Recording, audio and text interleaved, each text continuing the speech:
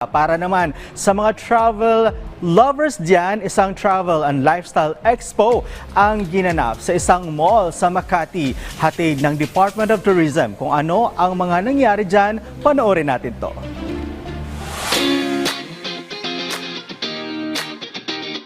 Tour packages, hotels, travel essentials at iba't ibang budget-friendly finds ang itinampok sa Travel and Lifestyle Expo 2025 na ginanap sa isang mall sa Makati. Travel, Explore, Discover, and Roam. Yan ang naging tema ng Expo ngayong taon.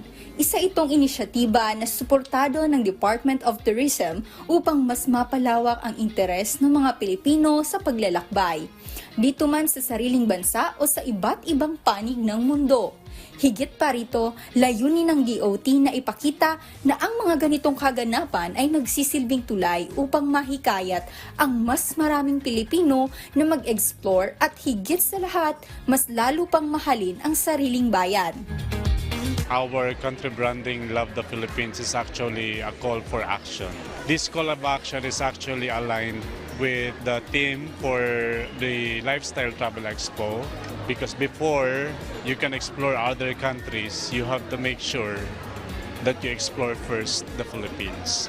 Sa pagtitipon, ibinida hindi lamang ang mga magagandang destinasyon, kundi pati na rin ang mayamang kultura ng mga ito. We are promoting, of course, these tourist destinations first in the country for the, the travelers to visit muna yung mga travel destinations dito sa bansa natin within the country before going out of the Philippines. So, unahin muna natin yung sa atin.